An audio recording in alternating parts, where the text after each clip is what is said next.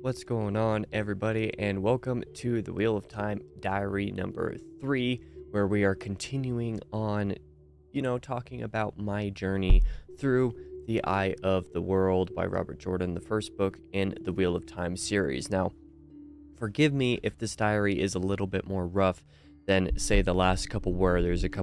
There would be a couple reasons for this. Reason number one being that I'm extremely tired and extremely worn out from the last couple weeks.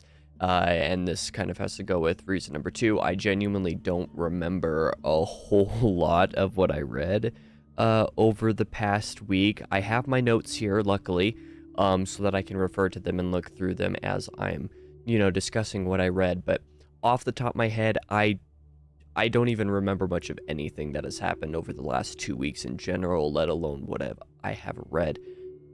It's just been a really tiring and exhausting, well, fortnight, I suppose I'll say. The first half of May has been insane. But with that being said, I'm just going to kind of jump into what I do remember of my experience so far with the Wheel of Time this week. That being that I did spend, what was it?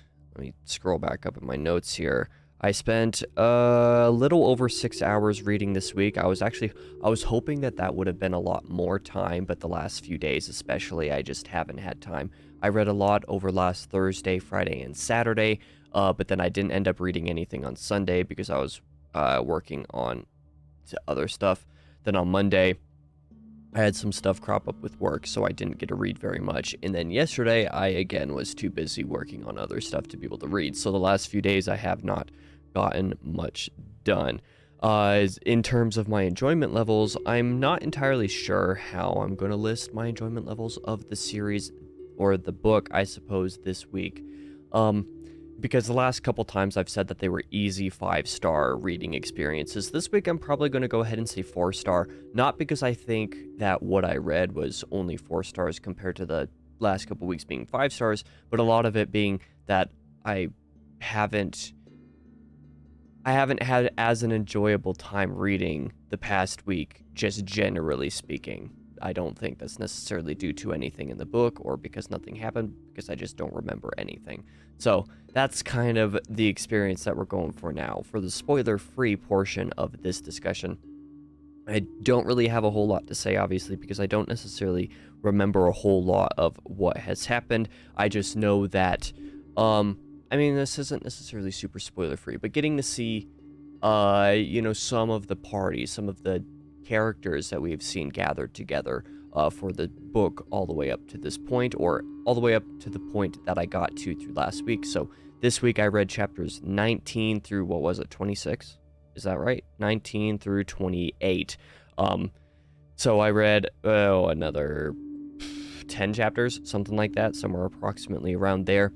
In the past 10 chapters, these groups of characters that we've come to, be taking the journey with have kind of been doing different things as of the last few chapters, and all of the events that led up to that I thought was very nice. It's very cool to be able to get some multiple POVs now, because up to this point, up to this split, I suppose, all of the POV had been from Rand, and now we're starting to get a couple POVs from a couple of the other characters as well, and that is something that I am excited about. Beyond that, I'm not sure if there's a whole lot that I have to say that's, relatively spoiler-free. So I'm just going to jump right into the spoiler sections and kind of discuss what has happened. Now, last week, I do remember that we left off with the party approaching, what was the city's name? Shadar Lagoth or something like that. I believe that was the name of this abandoned city that supposedly that Lan and Moraine had said that the Trollocs and Fades would not be super inclined to enter. I just thought that the actual introduction to the city, like the party entering the city and the things that occurred there's a couple scenes that I thought were really interesting and actually really kind of creepy in a lot of really well done ways, specifically with Matt and Rand and Perrin, I suppose, all going to this Yeah, being stupid. Let's just say that the trio is being really stupid. Following this random character that just kind of pops out of nowhere, just like, oh, I'm a treasure hunter. You want treasure? Come with me and help me transport my treasure somewhere, and you'll be able to have some of it. And them following this was like one of the stupidest moments of the book, in the sense that's like anybody with two brain cells to rub together would not have done this. Anybody reading this knows that they should not have done this, but it was a fun and creepy scene nonetheless. But what I really appreciated about this particular sequence with Shadar Logoth is particularly where the escape is concerned, because this is where the party is actually broken up, split into multiple groups, before a couple of them find each other, and then they go basically their separate ways without the ability to group up again. They don't necessarily go their separate ways because they want to, but because they escaped at different times in different places and are just trying to get to a meetup spot, so to speak. All of the scenes with the Trollocs and the Fades in the city chasing them, I thought was really well done, even though there wasn't a whole lot of substance to it per se. There wasn't a whole lot to these sort of chase sequences, I suppose, but was still enjoyable to read regardless.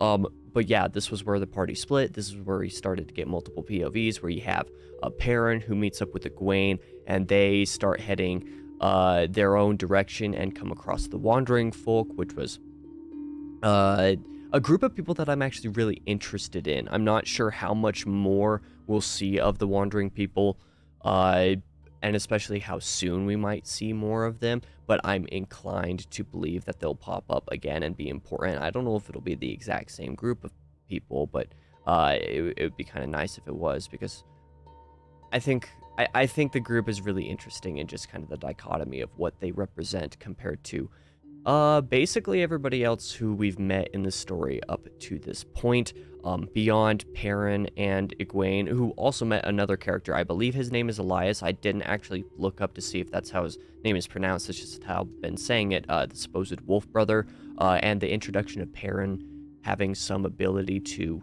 talk with, communicate, understand the thoughts of wolves, having some sort of aspect of wolvishness to him, which is not something that I had expected to find or see in this kind of a story. I don't know why I didn't expect for this particular element to be something that would exist in the story, but it was one that I didn't see coming for whatever reason. But now that it has been introduced with Perrin's character specifically, I'm very interested to see where that goes. Beyond that grouping, there was also Tom and Rand and Matt, who got away on I guess a boat, a transport down the river. I believe it's called the Arnell, something like that. That made their way down to Whitebridge. I really liked the scenes with these three. I'm actually surprised by how much I'm remembering now that I'm talking about it. The sequences with these three, I think, were probably my favorite part of what I read this last week.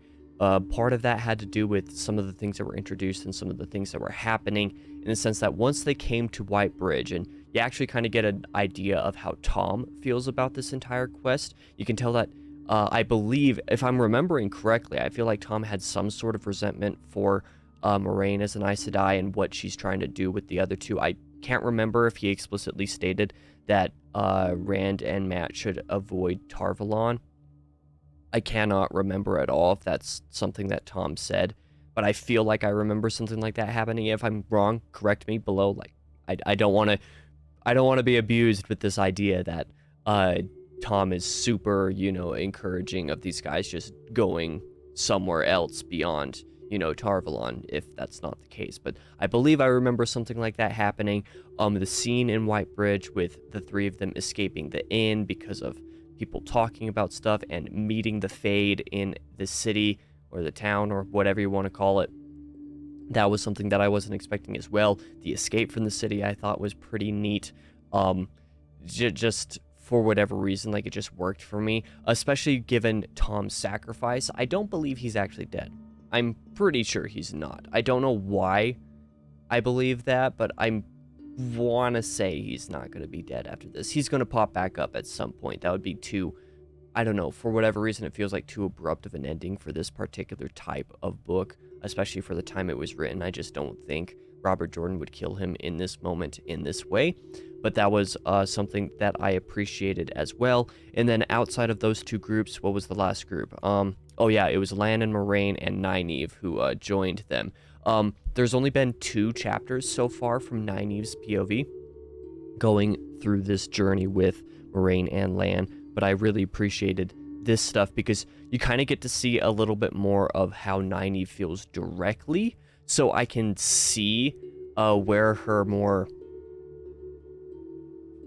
How am I going to say this? Some of the elements of her character that I do not like, I can see where some of that is coming from a little bit more now that I've gotten to spend a little bit more time with her, but I still find her to be a really annoying, not annoying, just a really, well, for lack of a better term, forgive my language, bitchy character. I really dislike her character for whatever reason. It just does not work for me. Not a person at all I would ever get along with in real life. Like, not even a little bit. She'd be the type of person that I'd avoid. I would not touch her with a 15-mile pole, let's say. I just do not like her character, but I'm enjoying the kind of dichotomy in the behavior of Nynaeve versus Moraine, because Moraine seems to be like so reserved, might not be the right word, but it's like, you know, passive when she needs to, or passive except for when she needs to not be passive anymore, whereas Nynaeve is just super aggressive and really targeting and just pointed and not enjoyable character. She's a really bristly, aggressive, and angry character all the time, it seems like, and I'm not the biggest fan of that at all. But the portion of their storyline that has been going so far, they were starting to track Matt and Rand, you know, because apparently the coins that Moraine gave them way back in what, like chapter 3 or something like that, was apparently like some sort of token that allows her to track them, which was something that I appreciated the introduction of a few chapters back when she mentioned that. But even further, I was expecting for these 3 to continue to follow Matt and Rand, even despite their not having the coins, although I'm not surprised that just now at the end of, what is it, chapter 26 that I just read, that they're deciding instead to go after Perrin, and, you know, subsequently Egwene, since Egwene is at the moment with Perrin. But I am a little bit surprised that Moraine didn't try even a little bit harder to go after Matt and Rand. I mean, like I said, it makes sense. I'm not surprised that that's the case, but I just thought that the story was going in a direction that would make them follow those 2 rather than going after Perrin. So I'm not sure how the story is going to develop from here, but that is basically what I recall happening and more or less my thoughts on it. If there's anything specific that I wanted to mention and didn't remember, I didn't remember it, and that is perfectly fine. I'm excited to get to see more of this world. One of the things that I think has been benefited so far from the party splitting up, from there being multiple POVs now, is that we're seeing a little bit more. The world and what we're learning about the world is slightly expanding, even just a little bit faster. Like, just a little bit faster than it was before, because before, with it all being from Rand's POV and the group going together, you just got little trickles of the lore and the world building and stuff like that that Robert Jordan would include here and there. He's doing the exact same thing, but now we're getting it in multiple locations. So with, you know, Perrin and Egwene with the Wandering People, you're getting some stuff with that, and some of that history and some of those elements of the story that are being introduced there. You're getting a little bit with Matt and Rand when they're, you know, more or less going where they've been trying to go this whole time, and you're getting a little bit of that in there. But then there's also the, you know, interactions between Nynaeve and Moraine that I mentioned. There's a little bit of stuff happening there as well. I'm appreciating the way that, you know, Robert is continuing to do this sort of trickle with the history, the world building, the lore, all of this stuff, the character interactions, and how the history and the lore and the world building influence those interactions. I'm appreciating how he's still doing that trickle, but now that it's with multiple POVs at multiple locations, we're getting a little bit more of it. That's one of the things that I'm enjoying the most at the moment, but I believe that is all that I need to or want to talk about in this video.